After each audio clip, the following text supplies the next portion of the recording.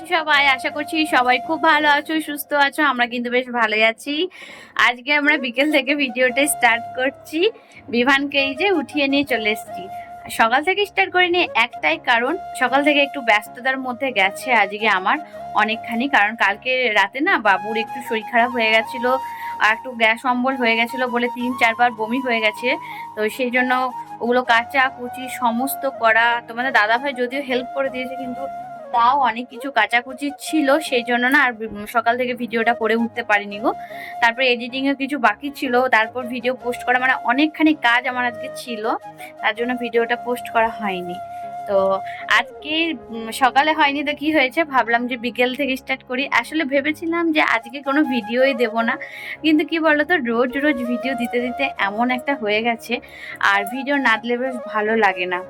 তো এই যে মেঘরাজকে উঠিয়ে নিয়ে চলে এসেছি, মেঘরাজকে খাবো। এখন বাজে ঘড়িতে তোমার প্রায়, ঘড়িটা নেই, আমি ওইদিকে বারবার তাকাই, এখন বাজে প্রায় 5টা 15-এর মতো। তো আসলে আজকে ভাবছি একটু মেলার থেকে ঘুরে আসবো, ওর বাবার আজকে ছুটি আছে, তোমরা তো দেখতেই পেলে কালকে মেলা যেতে পারলাম না। তোমাদের দাদা ভাই কালকেই বলে দিয়েছিল যে আজকে যাওয়া হয়নি, তো কি হয়েছে, শুক্রবার দিন অবশ্যই যাব। তো তোমাদের দাদা ভাই এখনো যদিও ঘুমাচ্ছে, তো আমি আজকে দুপুরবেলায় আমিও ঘুমাচ্ছিলাম একটু, আমি একটু আগে উঠলাম, তারপর বিভানকে উঠালাম। তো চলো, অনেক কিছু কাজ বাকি আছে, রেডি হতে হবে, অনেক তাড়াহুড়ো আছে। তো চলো এখন বিভানকে খাবারটা খাওয়াই, বিভানের খাবারটা সব কিন্তু আমি নিয়ে চলে এসেছি। বিভান, তুমি মেলা যাবে তো আজকে? আজকে কিন্তু বৃষ্টি পড়েনি। হুম। তো আজকে অনেকখানি কাঁচারও আছে, সব রোদে এখনো পর্যন্ত মেলা রয়েছে। সব শুকিয়ে গেছে, আমি একবার চেক করলাম, কিন্তু অল্প অল্প যে ম্যাস ম্যাস ভাবটা থাকে না, ওটা আছে। সেই জন্য ভাবলাম যে এখন একটু যেমন আছে তেমনি থাক, একটু পরে তুলে নেবো, বাবুকে আগে খাবারটা খাওয়াই। তো চলো এখন ওকে খাইয়ে নি, তারপর তো আমরাও রেডি হব। তো ফাইনালি বিমানের খাবার খাওয়া তো হয়ে গেল, আর একটুখানি রেখে দিয়েছিল, তাই তো কোনোদিনও শেষ করে না খাবার। তো চলে এবার ওকে রেডি করিয়ে নি।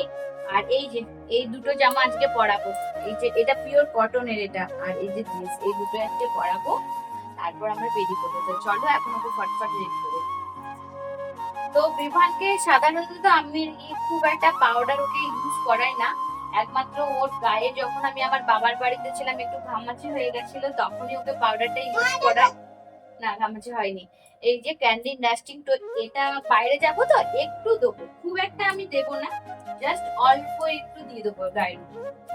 আমি ছোট থেকে ওকে খুব একটা পাউডার আমি ওকে মাখাই না, আমার ভালো লাগে না পাউডারটা ঠিকভাবে। আর ছোট থেকে অনেকে জনসেন আরো অনেক কিছু ইউজ করে, বাট আমি ছোট থেকে এটা ইউজ করি। ফার্স্টে একটা হিমালয়ের কিনেছিলাম, তো তারপর থেকে এই পাউডারটা ওর যখন ছোটবেলায় ছিল, ছোটবেলার টাইমে না ওই মাসি পিসি বলে না, ওগুলো বেরিয়ে গেছিল, তো তখন এই পাউডারটা আমি নিয়েছিলাম একটা, মানে ফোনে রিভিউ দেখে আর কি। তো আমার তারপর আমি নিয়ে আসি, নিয়ে এসে পর ওকে লাগাই, তো ওর কিন্তু ঠিক হয়ে গেছিল, তো তখন থেকে এই পাউডারটা করি দিই।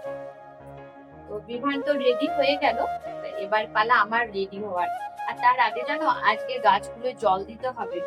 কালকে বৃষ্টি পড়েছে প্রচুর, কিন্তু আজকে এত পরিমাণে রোদ দিয়েছে, গাছগুলো আবার সে শুকিয়ে গেছে। তো চলো, এ তো রেডি, একে এখন রেডি করিয়ে ফার্স্টে ওর বাবার কাছে দিয়ে চলে আসবো। আর চুলটা আমি সকালে বেঁধে রেখে দিয়েছি, যেতে পারো তুমি? তো আর চুলটা আমি জানো তো, চুলটা না দুপুর বেলাতে মানে খাওয়ার আগে শোবার আগে বেঁধে দিয়েছিলাম, একটু এলোমেলো হয়ে গেছে, কিন্তু ঠিক আছে, কারণ এর চুল বাঁধতে খুব টাইম লাগে, 8 ঘন্টা যায় জানো চুলটা বাঁধতে ওর, 8 ঘন্টায়। তারপর এটা এমনি রেখে দেবো, এখানে দুটো ক্লিপ দিয়ে দেবো, ব্যাস তাহলে হয়ে যাবে। তো চলো এখন বিমানকে নিচে দিয়ে আসি, আর ও বলছে নিজেই যেতে পারবো, তখন নিজেই চলে যাও, বাবার কাছে চলে যাও। হ্যাঁ দেখো ও টিপ করে আমি হয়নি তো, বসে বসে বসে টিপটা করে দিই। তো বিমানকে টিপ পরাতে ভুলে গেছিলাম জানো। আর বাচ্চাদেরকে না একটু এই কাজলের টিপ না দিলে ভালো লাগে না, আমার তো ভালো লাগে না। কিছুদিন আমি দিচ্ছিলামই না জানো টিপারে, কিন্তু কেমন লাগছিল, মুখটা ফাঁকা ফাঁকা, ভালো লাগছিল না দেখতে, তাই তো শোনা। তো ওই জন্য এখন তাই কত পাকা পুরো বলছে আমার নজর হয়ে গেছিল। হ্যাঁ দিলাম তো।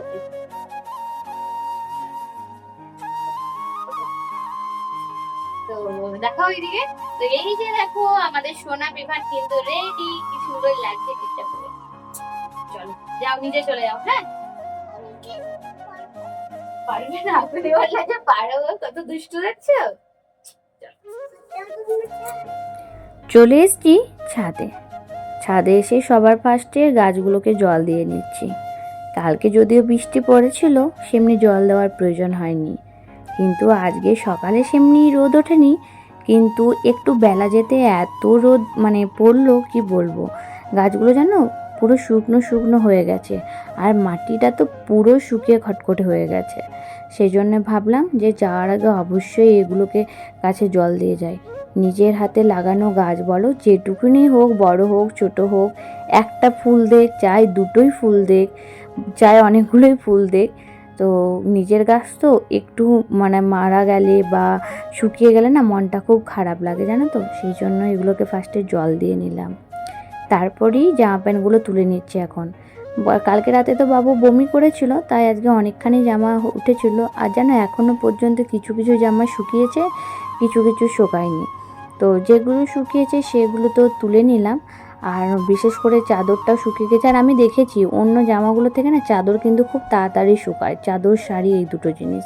তো চলো এগুলো তুলে এখন আমি ঘরে করে দেবো, আর যেগুলো ভিজা ভিজা আছে সেগুলো না হয় বারান্দার মধ্যে মেলে দেবো। আর দেখতে পেলে আমাদের ছোট বাচ্চাটাও কিন্তু চলে এলো।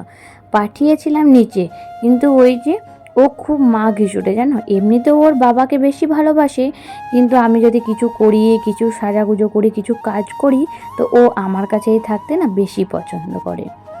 সব কিছু কাজবাজ তো হয়ে গেল, ভাবলাম নিজেও একটু ফ্রেশ হয়ে। তো আমি জানি আমাকে একটু অড দেখতে লাগছে, ওই তোমার হেয়ার ব্যান্ডটা আটকে। আসলে জানো তো বাবুকে খাওয়াই বা শ্যাম্পু করে চুলে না মুখে প্রচণ্ড পরিমাণে পড়ে, তো খাওয়াবার টাইমে বেঁধে নিয়েছিলাম চুলটা, তারপরে তো একটা হেয়ার ব্যান্ড দিয়ে নিয়েছিলাম, কিন্তু একটু আলগা হয়ে যাওয়ার পরে না কেমন একটা দেখতে লাগছিলো।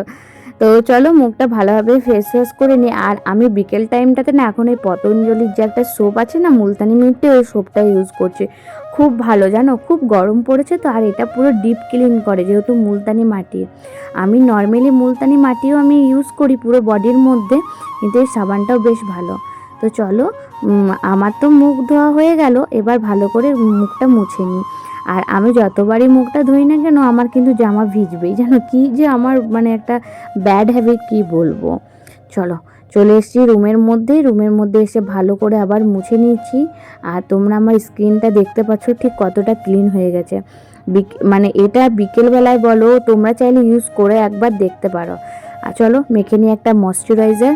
অ্যাকচুয়ালি ময়শ্চারাইজার সেমনি আমি বিকেল টাইমটাতে এখন মাখি না, শীতকালে বেশিরভাগ মাখি, কিন্তু ভ্যাপসানি গরমে মাখি না, যেহেতু আজকে একটু হলেও ফাউন্ডেশনারে দেবো তো মুখের মধ্যে, সেই জন্য ভাবলাম যে না একটু মেখে নেওয়াই উচিত। কারণ কি ওপরে আবার মেকআপ পরবে, এবার স্কিনটা নষ্ট হয়ে যেতে পারে, তাই উপরে হালকা করে একটু গুড ভাইবসের তোমার কেশরের একটা ক্রিম পাওয়া যায় ময়শ্চারাইজার, তো ওই ক্রিমটাকে এখন আমি মুখের মধ্যে অ্যাপ্লাই করে নেব।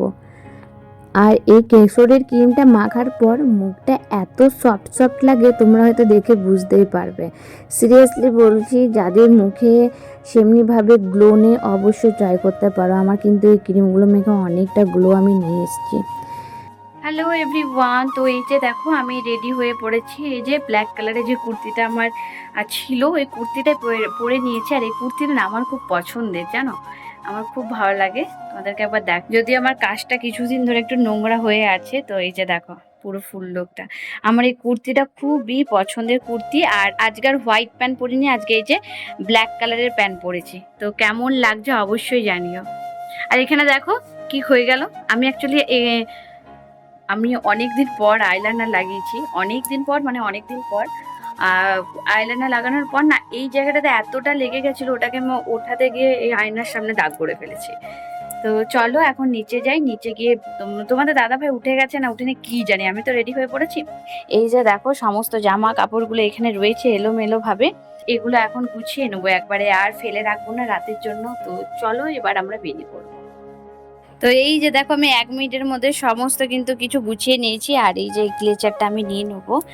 আর এই যে দেখো এই ব্যাগটা হচ্ছে আমার অনেকটা পুরনো, কিন্তু এই ড্রেসটার সঙ্গে ম্যাচ করছে বলে আমি নিলাম। তোমরা কেমন লাগছে তোমরা অবশ্যই জানাবে। এই যে দেখো ব্যাগটা, অ্যাকচুয়ালি ব্যাগটা অনেক দিন আগেকার কেনা, কোনো একটা রথের বা কল্পতরু মেলাতেই আমি কিনেছিলাম। তো আজকে এই ড্রেসটার সঙ্গে বেশ ভালো যাচ্ছে, তাই নিয়ে নিলাম ব্যাগটা। অনেকদিন ধরে নেওয়া হয়নি, মানে ব্যাগটা ছিল বিয়ের মধ্যে, মানে আলমারির মধ্যে, কিন্তু নেওয়া আমার হয়নি। আর এই যে দেখো, আমাকেও কেমন লাগছে অবশ্যই জানাবে। চলো এখন নিচে যাই, নিচে গিয়ে বেরিয়ে পড়বো। তো প্রত্যেকবারের মতো এবারেরও আমি নিচে এসে আগে বাবুর দুধটা গরম করে, এই যে দেখো দুধটা গরম করে একটু ফুটিয়ে দিয়ে চলে যাব। তারপর মা আবার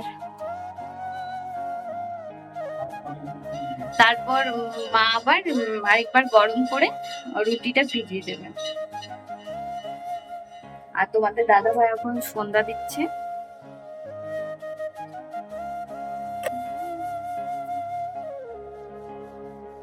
চলে এসছি, তোমাদের দাদা ভাই এই যে রেডি হচ্ছে। তো চলো আমরা কি না না এটাই পড়ো, ভালো লাগছে তো, না না এটা করো না। তো চলো আমরা একটু পর বেরিয়ে পড়ো, বিয়ে বাড়িতে যাওয়ার জন্য এত জামা রয়েছে, তুমি এটা বিয়ে বাড়িতে পড়ে যাবে নাকি? তো চলো আমরা এবার বেরিয়ে পড়ি।